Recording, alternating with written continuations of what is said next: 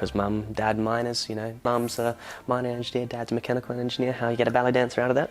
No one knows. A few auditions here and there, and then basically hit Romania, did my audition. They're like, yeah, we got a spot for you. And then I was there for 4.5 years, you know, going through the low ranks all the way to the soloists of the company. So yeah, it was quite a journey. One of our main ones was always like the Snow Queen, Swan Lake, Giselles, all those sorts of things. The last few years I was there, our director choreographed a new one for Beauty and the Beast, so that was added to our repertoire. Having that ecstasy of the audience applauding just for, you know, yourself doing a solo, because when you're part of the corps de ballet, you're going, oh yeah, they're clapping for everyone. It's like, it's a good feeling.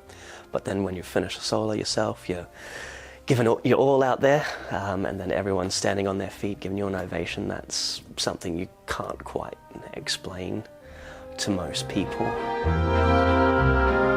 During the first period of COVID, when, you know, it became a global issue, our companies were the first thing to be shut down, you know, public theatre and things like that was the first thing to go. So without any performances, couldn't support myself over there, so I had to come back on, you know, one of the first flights back. I came to Blackwater because that's where my parents were. Just ended up contacting Emerald Academy of Dance saying, look, you know, I'm a dancer, I wanted to try keep in shape at that point in time and try get back on stage and things like that. So they said, sure, you can come use our studios. You know, we had a little agreement, I'd teach a few classes and then I could use their studios.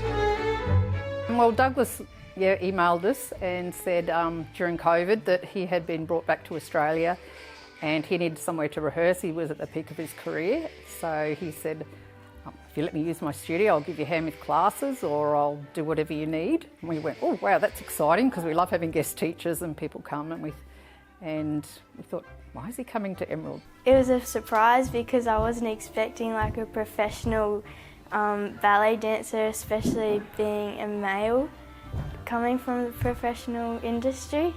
My goal was to pass on some of my experience to those up-and-coming dancers and things like that. You know, and then we've got the satellite studios like in Springsure and stuff like that, trying to offer more opportunities to more kids. Something that I think is really important is giving the kids the opportunity, because again, I came from a little country town in Weipa. Just having something other than soccer and cricket and things like that, really open it up to kids, maybe, even if it's only 1 out of, you know, 100 or something like that, that want to become a dancer. It's giving them that push in the right direction to try those sorts of things. It's lovely, and especially to have a male dance teacher as well. He has a really lovely rapport with the kids, with the young ones in particular, and with the older ones he can bring that pre-professional level training that is just something different for the kids. We often have people say to our teachers, why are you still in Emerald? And they say, because why are the Emerald children any less deserving than the city children of having a quality teacher? When we go away and we tell people that we come from like a small little town, it's like people get surprised because they think if we're coming from a small town, we're not going to be as good as the rest of the people from like the big cities. Kids are kids and they love to dance, they love to move. It's not just about ballet. Obviously he's learning to teach all the different disciplines.